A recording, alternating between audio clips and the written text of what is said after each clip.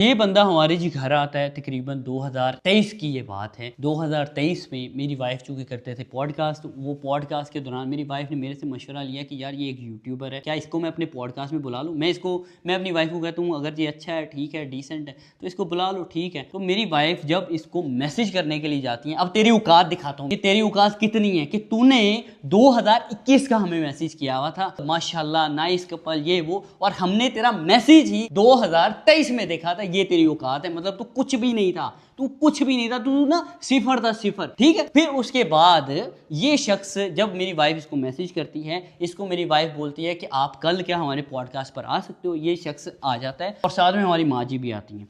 फिर उसके बाद इनका पॉडकास्ट होता है। पॉडकास्ट रिकॉर्ड करने के बाद माँ जी और भट्टी साहब हमें कहते हैं कि हम ईदल को बहुत देखते हैं, ईदल से बहुत मोहब्बत करते हैं, उसको तो हम स्क्रीन में ही पपियां जपियां कर रहे होते हैं, उससे मगर मिलवा देना तो क्या ही बात हो जाएगी। अब हम अपना पॉडकास्ट ना अपने अपार्टमेंट पर करते थे, घर में नहीं हम करते थे। तो ईदल घर पर थी, तो हमने कहा ईदल तो घर पर है, तो आप फिर यही है कि अगर आप ईदल से मिलना चाहते हैं तो हम घर चले जाते हैं। तो हम घर आ जाते हैं, ईदल से मिलवाते हैं, इनकी खातर तवादो करते हैं, चाय पानी पूछते हैं। फिर उसके बाद इस बंदे को मैं बहुत कुछ सिखाता हूँ।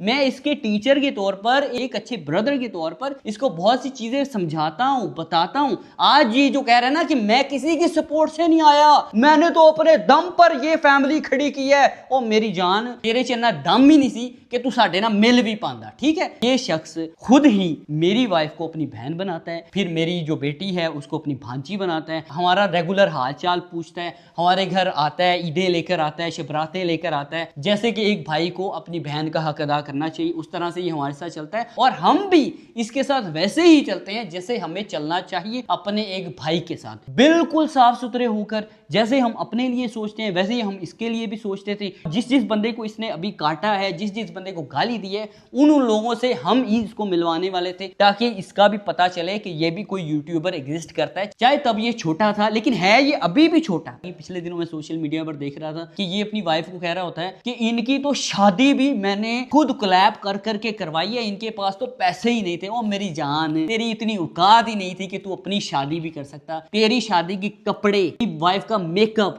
तेरी वाइफ के कपड़े, ये सारी की सारी चीजें हमने तुझे कोलैब में दिलवाई थी, और तुझे पैसे भी दिलवाए थे। 16 लाख रुपया एक जगह से हमने तुझे दिलवाया था, और तरले कर करके दिलवाया था कि यार ये एक यूट्यूबर एग्जिस्ट करता है, प्लीज इसके साथ कोलैब कर लो, इसको इस वक्त पैसों की जरूरत है, इसकी शादी है। खासकर तेरा जब निकाह भी था ना, तब भी मेरी वाइफ का ये वॉइस नोट पहले तुम लोग सुनो।